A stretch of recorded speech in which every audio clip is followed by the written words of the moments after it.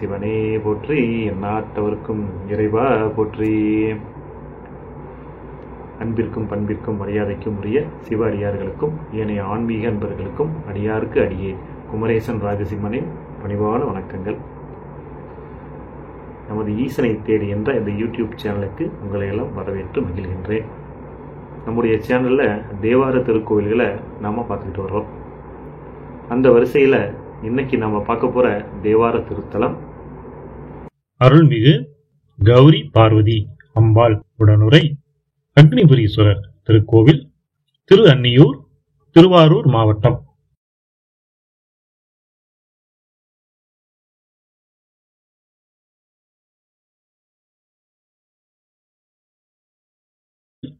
திரு அன்னியூர், திருவாரூர் மாவட்டம். இந்த திருக்கோவிலை பத்தி தான் இன்னைக்கு நாம பார்க்க போறோம். வாங்க பதிவுக்கு போகலாம். இந்த திருக்கோவில் எங்க இருக்கு அப்படின்னு பார்த்தோம்னா, கும்பகோணம் காரைக்கால் சாலையில் எஸ் புதூர் என்ற இடத்திற்கு வந்து அங்கிருந்து 5 கிலோமீட்டர் சென்றால் இந்த திரு அன்னியூர் திருக்கோவிலை அடையலாம். கும்பகோணத்தில் இருந்து இந்த ஆலயத்திற்கு நகர பேருந்து செல்கிறது. இந்த திருக்கோவில் ஈசனை அக்னி தேவன் வழிபட்டு பலன் பெற்று உள்ளார்.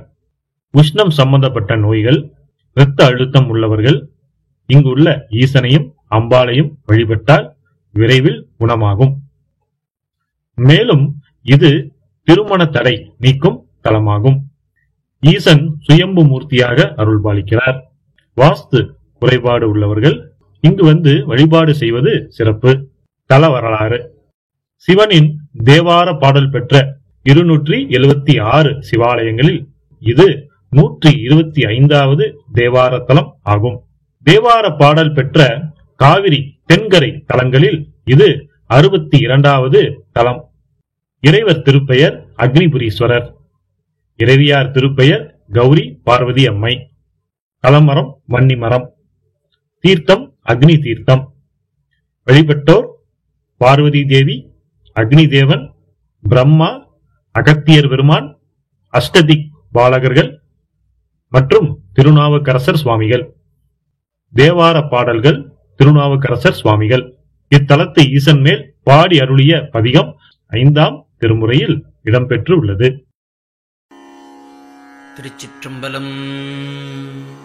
திருநாவுக்கரசு சுவாமிகள் அருளிச் செய்த 5ஆம் திருமுறை திருக்குறுந்தொகை. தலம் திருவன்னியூர். காடு குண்டு அரங்கா கங்குல்வாய் கணம் பாட மானடம் ஆடும் பரமனார். காடு கொண்டு அரங்கா கங்குல்வாய் கணம் பாட மானடம் ஆடும் பரமனார். பாட மாநிறம் கொள்வர் மணம் கமழ் மாடமா மதில் சூழ் வன்னியூரரே.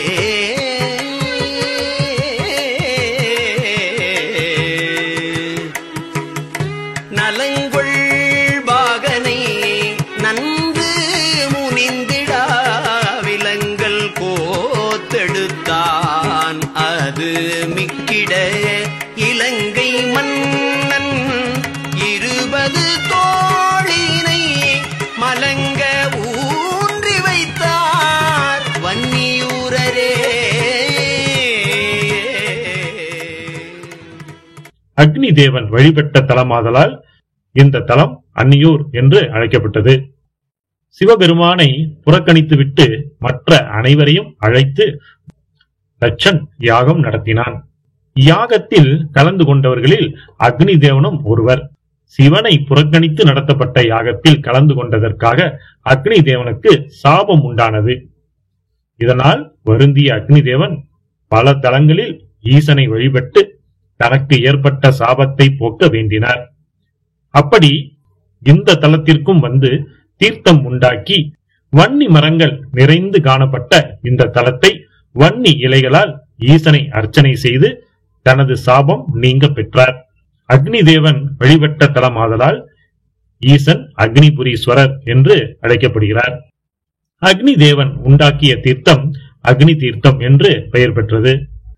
அக்னி தேவன் தனக்கு அருள் புரிந்த அக்னீஸ்வரரை வணங்கி இந்த தலத்திற்கு வந்து அக்னி தீர்த்தத்தில் நீராடி வழிபடுவோருக்கு உஷ்ணம் சம்பந்தப்பட்ட நோய்கள் நீங்கவும் நற்கதி பெறவும் அருள் புரியுமாறு ஈசனை அக்னி தேவன் வேண்டினார். ஈசனும் அவ்வாறே வரம் கொடுத்தார். எனவே உஷ்ணம் சம்பந்தப்பட்ட நோய், இரத்த அழுத்தம் உள்ளவர்கள் இங்குள்ள தீர்த்தத்தில் நீராடி இங்குள்ள ஈசனையும் அம்பாளையும் வழிபட்டால் விரைவில் குணமாகும்.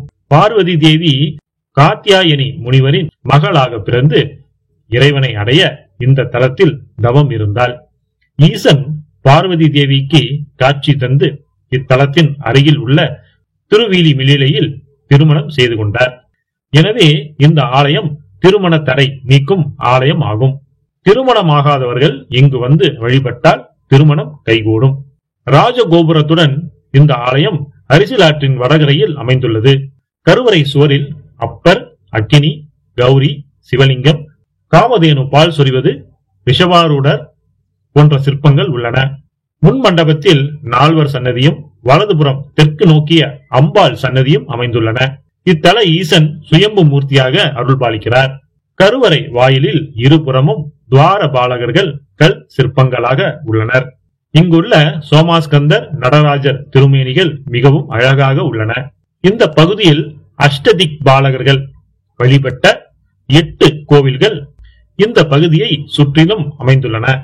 திக் என்றால் திசை, அஷ்டம் என்றால் 8, அஷ்டதிக் என்றால் 8 திசை என்று அர்த்தம்.